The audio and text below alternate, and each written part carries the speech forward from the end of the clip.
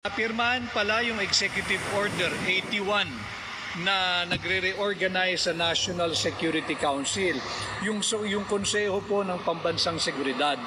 At mahalagang napapag-usapan ho yun dahil yung original National Security Council, meron pong seat o representation ang Vice President. Subalit itong pinasang Executive Order 81 ng administrasyon ni Bongbong Marcos, tinanggal po si Vice President Inday Sara Duterte bilang bahagi ng National Security Council. At nagpayag ang Malacanang sapagkat insignificant or irrelevant naman daw po ang tanggapan ng Vice President sa National Security Council. Mali, hindi po totoo sapagkat yung Vice President ay halal din ng Republika ng Pilipinas sa mga mamamayan natin at ito ay supposedly katuwang ng kung sino mang Pangulo pagdating sa usapin ng national security, whether meron pong threat o banta sa ating bansa na external or internal.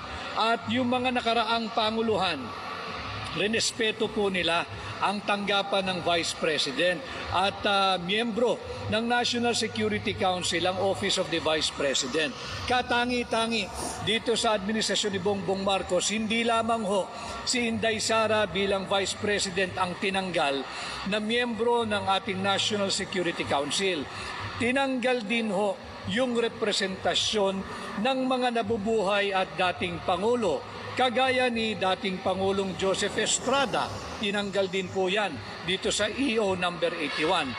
Tinanggal din ho si dating Pangulong Gloria Macapagal Arroyo bilang miyembro ng National Security Council.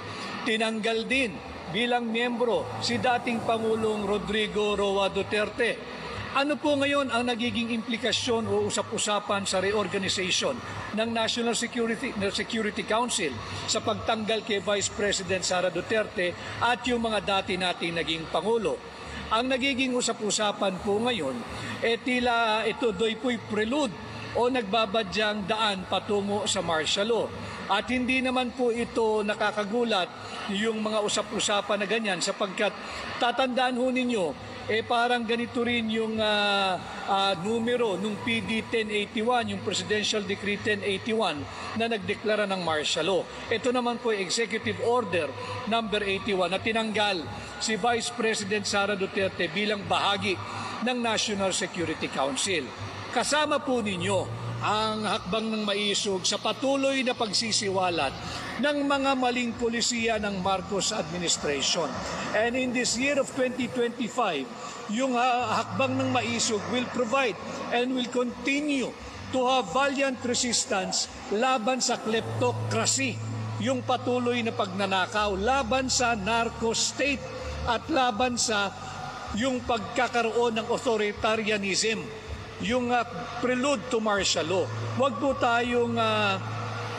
tayong pumayag na bumalik yung madilim na bahagi ng ating kasaysayan katulad ng martial law noong dekada 70 sapagkat kawawa na po ang sambayan ng Pilipino, iwan na po tayo ng ating mga kapitbahay. Wala na si BBM, bagsak na sa masang Pilipino. Kaya po dapat nating patuloy pinag-uusapan ang napakaraming pagkukulang, maling polisiya at baluktot na pamumuno ng Bongbong Marcos administration. Hindi po nila tinitigilan si Vice President Inday Sara Duterte. At eto nga ho, malapit nang magbukas muli ang sesyon ng Kongreso, antabayanan po natin kung hanggang saan nila itutulak itong mga impeachment complaint na nakahain laban kay Inday Sara Duterte. Hindi po nila tinitigilan ang political persecution ni Pangulong Duterte at laban kay Inday Sara Duterte. At pagpapatunay, tinanggal po nila sa National Security Council membership. Hindi lamang po si Inday Sara Duterte, hindi lamang po si Pangulong Duterte. Tinanggal po bilang miyembro at kabahagi ng National Security Council ang mga dating naging Pangulo. Importante po na bahagi ng NSC ang mga dati ng naglingkod na Pangulo sapagkat yung kanilang wisdom, yung kanilang knowledge, yung kanilang pagiging mababang loob at pagiging kalmado sa sitwasyon na kung saan tayo nahaharap sa isang internal or external threat man, kinakailangan po yung wisdom ng mga dati ng naging Pangulo. At nawawala po yung sinisigaw natin sa hakbang ng maisog ng transparency. Tila ay pinagtatakpan na ho nila, sila na lamang ang mag-uusap pagdating sa usaping seguridad ng ating bansa. Nakakatakot po yun mga kababayan sapagkat kung titingnan mo yung bagong komposisyon o membership ng National Security Council, wala na pong tututol dyan kahit mali na ang direksyon ni Bongbong Marcos. Wala na po dyan yung talagang ang puso'y para sa bayan at wala ng interes na politika katulad ng mga nagsilbi ng Pangulo. Tinanggal po iyan para nang sa ganun kung anuman ang iutos ni Bongbong Marcos, wala nang kokontra sa kanya dyan sa National Security Council. Delikado po iyan at ito ay maaaring daan patungo sa deklarasyon ng martial law o dili kaya ito ay paghahanda sa isang napipintong armadong digmaan laban sa ating kapitbahay na China. Magkaganoon pa man, importanteng merong nalalamang totoo ang sambayan ng Pilipino. Importanteng naroroon ang kagaya ni Inday Sara Duterte, ang kagaya ng mga dating naging Pangulo para ibalita sa sambayan ng Pilipino ang tunay na nagaganap sa ating bansa at sa ating gobyerno. Kay Nida Garcia, grabe talaga ang pinagagawa ng administrasyon. Di tama talaga ang pag-iisip nila. Wala na. Kay Flores Satoy, kamusta po kayo? Kay Cabrera Dudes, pa-shoutout po, attorney dito, mabuhay prosperidad. Agusan del Sur, Mindanao, mabuhay po kayo dyan sa Agusan del Sur. Kay Laila Pag, yung mga troll assignment nila, i-bash si Attorney Vic. Well, welcome to all the trolls on my page. Thank you for staying with us. Ditong January 4, Sabado ng tanghali, welcome kayo. At ayaw namin na super qualified siya sa Senate. Alam ho ninyo, Laila Pag, ang trolls will always be trolls, the bashers will always bash, and the haters will always hate. Subalit dito po sa aking na welcome kayo. Kaya lang, hindi po namin babasahin yung inyong pambabas dahil hindi po kayo importante sa aming usaping panlipunan. Si Felix Briones, dadayain nila ang eleksyon, lalabas ang mga tao at magdeklara sila ng martial law. Kaya nga po nakakapangamba yung ginawang reorganization ng National Security Council. Karapatan po ng tanggapan ng Pangulo, organisahin ang kanyang opisina. Subalit, pag tinatanggal mo na yung dapat sana'y magbibigay ng transparency kung paano nag-ooperate ang gobyerno, kung paano kayo ay nagkakaroon ng mga ganong desisyon na pulisiya, karapatan po ng sambayan ng Pilipino malaman. Ano po ang ating basihan? Malinaw po iyan sa ating saligang batas. Article 13, Section 16 po ng ating saligang batas na sinasabi, it is the right of the people and their organization to an effective and reasonable degree of participation at all levels of social, political, and economic decision-making shall not be abridged. Hindi po dapat harangin ang ating karapatang makialam at magkaroon ng ating opinion at tinig at boses sa lahat ng gagawing desisyon ng gobyerno kung sino man po ang administrasyon na may kinalaman sa social, political, and economic decision-making. Karapatan po natin yan at karapatan po natin na magkaroon ng representasyon sa mga ganitong importanteng sangay ng ating gobyerno katulad ng National Security Council. At bukod po dyan, nakaamba pa rin yung impeachment kay Pangulong, kay Vice President Inday Sara Duterte.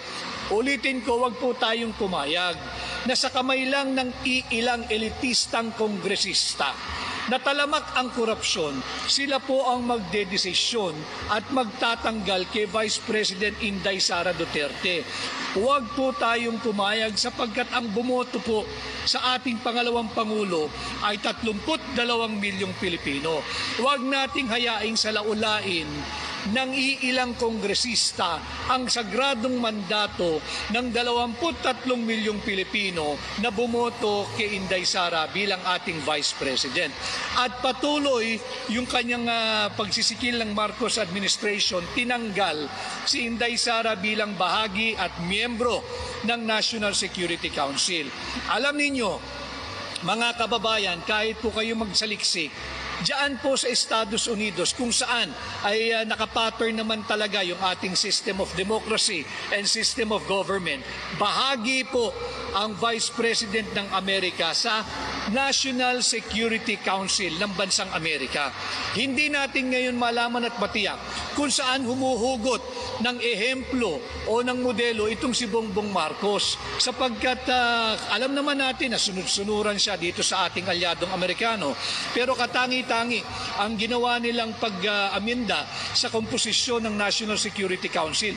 Tinanggal si Vice President Inday Sara Duterte, tinanggal ang mga dating naging Pangulo bilang miyembro at aktibong bahagi nito. At kay Noli Florendo, good afternoon, attorney. This is the second darkest era in the Philippine history. Never to Marcos politician. Tama po, kaya tayo'y mag-ingay, labanan natin. At ito pong ginagawa nating direct communication sa inyo dito po sa ating pahina, nang sa ganoon makapaghatid ako ng tamang impormasyon at mapag-usapan natin yung mga importanteng usaping panglipunan, kagaya ng napipintong impeachment laban kay Inday Sara Duterte, ang pagtanggal sa Vice President at sa mga dating naging Pangulo bilang miyembro o bahagi ng National Security Council. Ito nga ba ay prelude o nagbabadyang deklarasyon ng martial law? Tila hindi kaya ni Bongbong Marcos na magkaroon ng oposisyon sa loob ng National Security Council, kaya tinanggal niya ang lahat ng mistulang balakid sa kung ano man pong madilim na plano nila dito sa mga darating na araw, oras at panahon.